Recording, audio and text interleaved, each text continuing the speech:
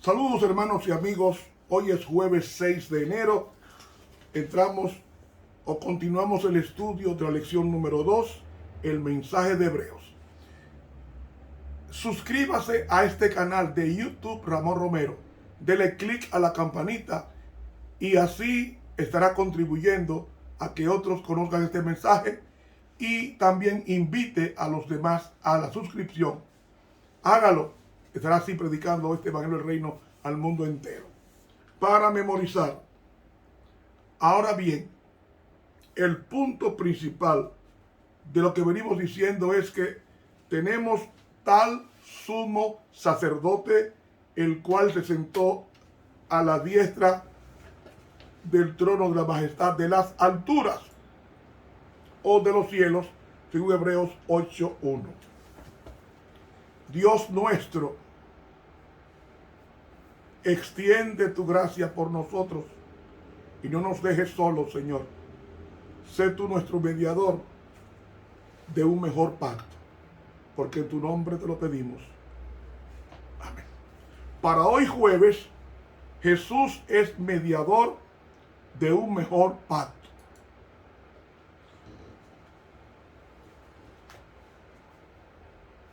Vamos a leer a Hebreos el capítulo 8. Los primeros 12 versículos de este capítulo. O leer el capítulo 8 de Hebreos. Capítulo 8. Así que la suma acerca de lo dicho es: tenemos tal pontífice que se asentó a la diestra del trono de la majestad en los cielos. Se sentó, ¿a dónde? A la diestra. ¿Qué significa diestra? El Salmo 110 significa autoridad. ¿Recuerdan ustedes cuando Cristo se encontró con su iglesia en Mateo 28? Dijo: toda autoridad me ha sido dada en el cielo y en la tierra. ¿Por qué? Porque Cristo había sido aceptado su sacrificio en el Calvario por el Padre y le había devuelto toda la autoridad, ahora en el cielo, ahora en la tierra, como vencedor. Ministro del santuario y de aquel verdadero tabernáculo que el Señor asentó, y no hombre. Es decir, cuando Dios iba a establecer el sistema de sacrificio, se estableció cuando el hombre pecó. Por eso decimos que la ley existió antes del pecado, porque el pecado es transgresión de la ley de Dios. Y usted preguntará, ¿qué pecado cometió Eva y cometió Adán si no había ley? Precisamente porque pecado es, 1 Juan 3:4 dice que el pecado es transgresión de la ley. Si Adán pecó era porque había una ley antes que Adán. ¿Qué mandamiento violó Eva?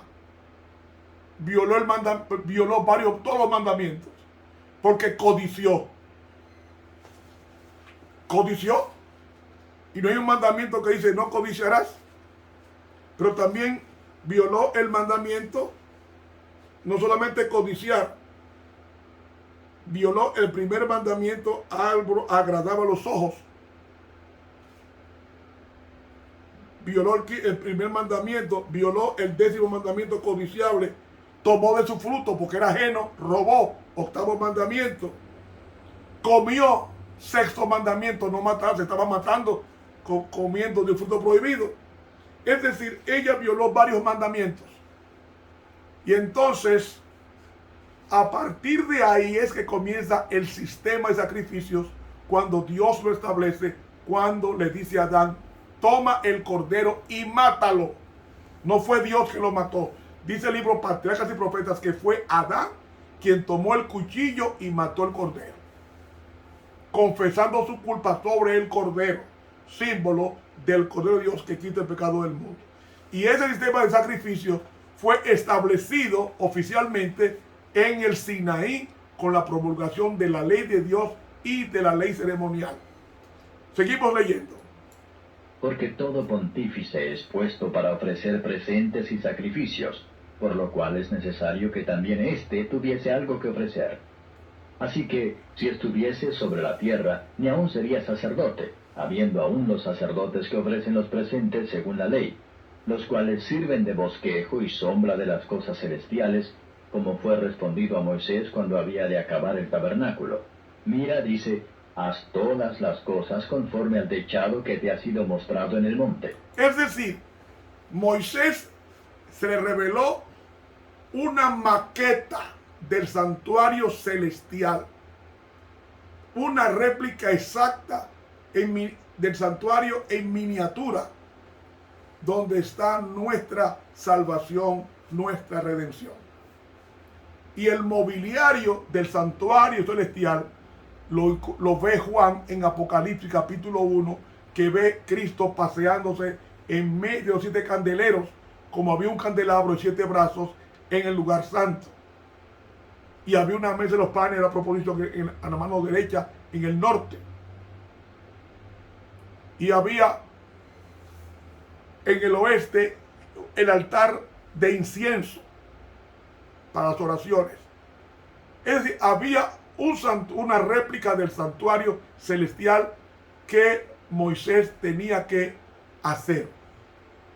Y ese santuario celestial, siendo replicado por Moisés, serviría el terrenal como una ilustración de lo que Cristo haría en el cielo cuando muriera por nosotros y ascendiera a tomar el sacerdocio, no según el orden aarónico, porque sería la tribu de Leví y Jesús era la tribu de Judá. No podía ministrar en el sacerdocio terrenal, porque él tendría que ser de la tribu de Leví, pero de la tribu de Judá. Y como Cristo era la tribu de Judá, entonces su sacerdocio tenía que ser en el cielo como rey y sacerdote, como dijimos en la lección de ayer. Continuemos la lectura. Mas ahora, tanto mejor ministerio es el suyo, cuanto es mediador de un mejor pacto, el cual ha sido formado sobre mejores promesas. ¿Por qué el nuevo pacto es mejor que el antiguo?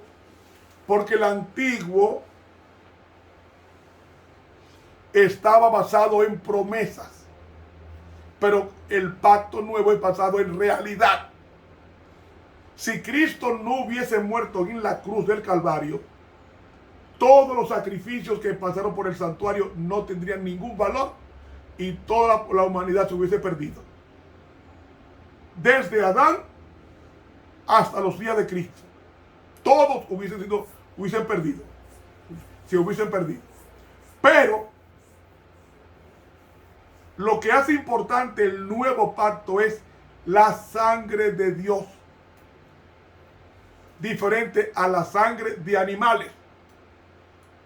Porque si aquel primero fuera sin falta, cierto no se hubiera procurado lugar de segundo. Porque reprendiéndolos dice, he aquí vienen días, dice el Señor, y consumaré para con la casa de Israel y para con la casa de Judá un nuevo pacto, no como el pacto que hice con sus padres el día que los tomé por la mano para sacarlos de la tierra de Egipto, porque ellos no permanecieron en mi pacto, y yo los menosprecié, dice el Señor. Ese viejo pacto no era la ley de Dios. El viejo pacto era el sistema de ordenanzas y sacrificios que incluía los 10 mandamientos. Ese viejo pacto tenía que desaparecer para que viniera la ley encarnada en Jesucristo, porque Cristo era la encarnación de la ley. Entonces el nuevo pacto pasaría la ley de Dios de estar en el lugar santísimo, en el arca del pacto, pasaría al corazón de los creyentes, que es lo que dice el versículo 10. Por lo cual, este es el pacto que ordenaré a la casa de Israel después de aquellos días, dice el Señor. Daré mis leyes en el alma de ellos, y sobre el corazón de ellos las escribiré, y seré a ellos por Dios, y ellos me serán a mí por pueblo. El nuevo pacto lo que hace es que traslada la ley del lugar santísimo del santuario al corazón humano. Cristo viene como la ley encarnada a explicar cómo obedecerla. Y después que le enseña al hombre cómo obedecerla, cuando el hombre acepta a Cristo, acepta la ley. Nadie puede aceptar a Cristo sin aceptar su ley, porque la ley es la explicación de Dios. ¿Quién es Dios? Lo explica la ley. Entonces no somos salvos por la ley, somos salvos por Cristo, que es la encarnación de la ley para explicarla. Pero luego que Cristo explica la ley, entonces dice: venid a mí todos los que estáis trabajados y cargados, que yo os haré descansar, en Mateo 11:28. Entonces, cuando yo acepto a Cristo, ¿qué estoy aceptando? A Cristo y a la ley de Cristo que está en su corazón. Como dice el Salmo 48, que la ley estaba en el corazón de Cristo. Cuando se acepta a Cristo, se acepta automáticamente los 10 mandamientos, incluyendo el sábado. Porque el sábado es cristiano. Porque él dijo: el Hijo del Hombre es Señor, o sea, dueño del sábado. O sea, el sábado es cristiano, no judío. Y cuando se acepta el pacto, se acepta la sangre de Cristo, se acepta su ley, y no solamente acepta su ley, sino también se acepta su sangre. Y al aceptar su sangre, se acepta su sacrificio, y nosotros pasamos de muerte a vida. Y entonces, lo que hace Cristo es que escribe su ley en nuestros corazones, así como estaba escrita en él, en su corazón, y así como estaba escrita en Lucifer, en su corazón, y lo quebrantó, y así como está escrita en el corazón de cada ángel y de cada ciudadano en los diferentes planetas habitados por seres santos. Y ninguno enseñará a su prójimo, ni ninguno a su hermano, diciendo: conoce al Señor, porque todos me conocerán, desde el menor de ellos hasta el mayor. Porque seré propicio a sus injusticias, y de sus pecados y de sus iniquidades no me acordaré más, diciendo: nuevo pacto dio por viejo al primero, y lo que es dado por viejo y se envejece, cerca está de desvanecerse. Es decir, no era que el viejo pacto no servía, no, servía hasta que llegara Cristo. Cuando llegó Cristo, aquel pacto basado en promesas, basado en la promesa de que yo fui perdonado con la sangre de ese cordero de 4 patas, ahora soy perdonado por el cordero humano de Cristo. Y ahora Cristo tiene en su cuerpo mis pecados. Y al tener mis pecados, ya Cristo es un mediador del mejor pacto. ¿Cuál mejor pacto? El traslado, el pacto es su sangre en el Calvario. Y al morir en el Calvario, esa sangre traslada la ley del lugar santísimo al corazón de cada creyente. ¿Me están entendiendo, hermanos? Hay una cita aquí de la carta 276 de la pluma inspirada, que reza así: las bendiciones del nuevo pacto están basadas únicamente en la misericordia para perdonar iniquidades y pecados. El Señor especifica: haré así y así con todos los que se vuelvan a mí, abandonando el mal y escogiendo el bien. Seré propicio a sus injusticias y nunca más me acordaré de sus pecados y de sus iniquidades. Todos los que humillan su corazón, confesando sus pecados, hallarán misericordia. Sigue diciendo: hallarán misericordia. Gracia y seguridad. Al mostrar misericordia al pecador, ¿ha cesado Dios de ser justo?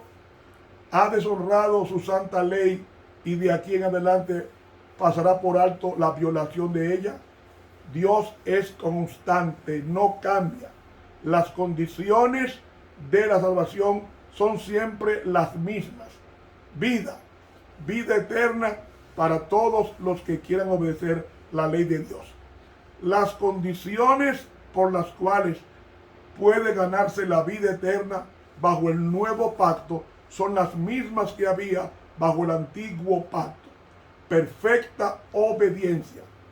Bajo el antiguo pacto había muchas culpas de carácter atrevido e insolente para las cuales no había una expiación especificada por la ley.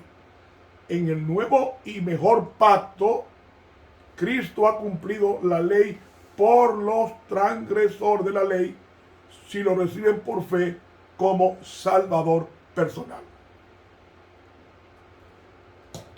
A todos los que le recibieron, les dio potestad de ser hechos hijos de Dios. Misericordia y perdón son la recompensa de todos los que vienen a Cristo, confiando en sus méritos de Él para que quite sus pecados. En el mejor pacto somos limpiados del pecado por la sangre de Cristo. Carta 276 de 1904 de la pluma inspirada. Otra cita para terminar de la pluma inspirada, manuscrito 148 de 1897, dice así: los hijos de Dios son justificados por medio de la aplicación del mejor pacto, por medio de la justicia de Cristo. Un pacto es un convenio por el cual las partes se comprometen mutuamente al cumplimiento de ciertas condiciones. Por lo tanto, el ser humano se compromete con Dios para cumplir las condiciones especificadas en su palabra. Su conducta demuestra si respeta o no esas condiciones. El hombre gana todo obedeciendo al Dios guardador del pacto. Los atributos de Dios son impartidos al hombre, capacitándolo para proceder con misericordia y compasión. El pacto de Dios nos asegura el carácter inmutable del Señor. ¿Por qué pues los que pretenden creer en Dios son inestables, volubles, indignos de confianza? ¿Por qué no rinden su servicio cordialmente como si estuvieran bajo la obligación de agradar y glorificar a Dios? No es suficiente que tengamos una idea general de lo que Dios exige. Debemos conocer por nosotros mismos cuáles son sus órdenes y cuáles nuestras obligaciones. Las condiciones del pacto de Dios son: amarás al Señor tu Dios con todo tu corazón y con toda tu alma y con todas tus fuerzas y con toda tu mente, y a tu prójimo como a ti mismo. Estas son las condiciones de la vida. Haz eso, dijo Cristo, y vivirás. La muerte y la resurrección de Cristo completaron su pacto. Antes de ese tiempo se revelaba por medio de símbolos y sombras que indicaban hacia la gran ofrenda que sería hecha por el Redentor del mundo, ofrecida como promesa por los pecados del mundo.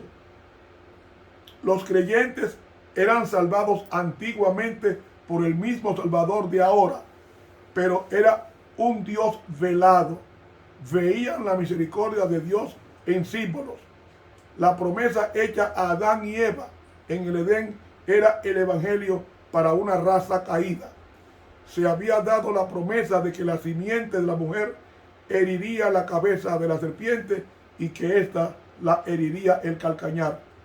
El sacrificio de Cristo es el glorioso cumplimiento de todo el sistema hebreo.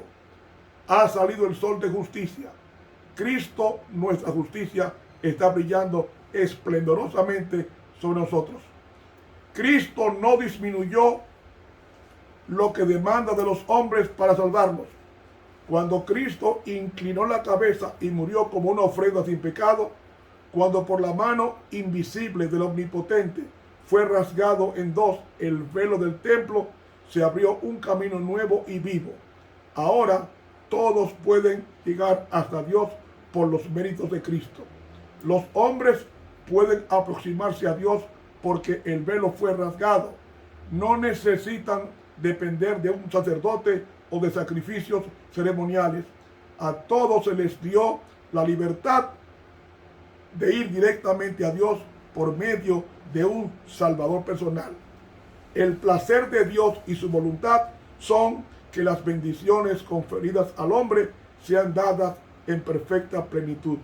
Él ha hecho provisión para que toda dificultad pueda ser vencida y cada necesidad sea satisfecha por medio del Espíritu Santo. Por lo tanto, ha dispuesto que el hombre perfeccione un carácter cristiano. Dios quiere que contemplemos su amor, sus promesas dadas tan gratuitamente a todos los que no tienen méritos en sí mismos. Quiere que dependamos plena, agradecida y jubilosamente de la justicia de Cristo que nos proporciona. Escucha sin reservas a todos los que acuden a Dios en la forma en que Él ha establecido.